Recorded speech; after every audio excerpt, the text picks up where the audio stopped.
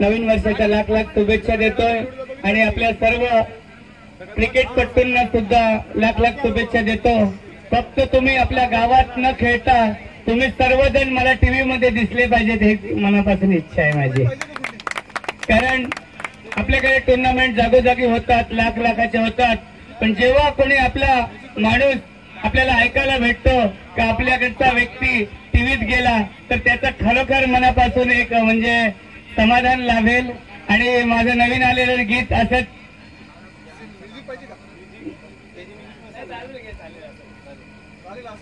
कारण आजची परिस्थिती रॉयल्टी बंद झालेली आहे, आज तुम्ही गाण्यात ऐकलीच असेल। पण जर आपल्याला जर तिरुपतीला, शिर्डीला, जेजुरीला कुठे कुठे जायचं असेल तर जर आपल्याकडे पैसा असेल तरच आपण जाऊ शकतो। आणि ही पैशाची भीषण परिस्थिती आहे, ती लवकरात लवकर अधिकाऱ्यांनी घालवावी हीच अधिकाऱ्यांना माझी विनंती आहे। कारण रॉयल्टीमुळे बरेच ठिकाणी उपासमारीची वेळ आलेली आहे आणि या नवीन 2016 रोजी ही जावं हीच देवाच्याने प्रार्थना करतोय आणि माझं गाणं ऐकवते तुम्हाला। कसं जाऊ मी शिर्डीला,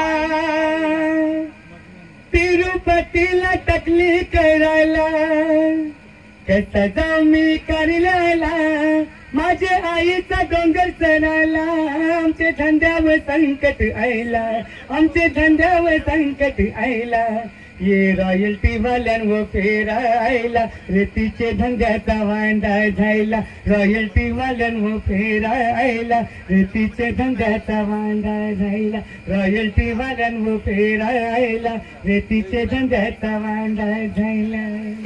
कसा जाऊ मी शिर्डीला, तिरुपतीला टकली करायला, कसा जाऊ मी कार्याला, माझे आईचा डोंगर चढायला, आमचे धंद्यावर संकट आयला, आमचे धंद्यावर संकट आयला, ये रॉयल्टी वाल्यांवर फेरायला, रेतीचे धंद्याचा वांडा जायला, रॉयल्टी वाल्यांवर फेरायला, रेतीचे धंद्याचा वांडा जायला। थँक्यू, धन्यवाद सर्वांना, हॅपी न्यू इयर।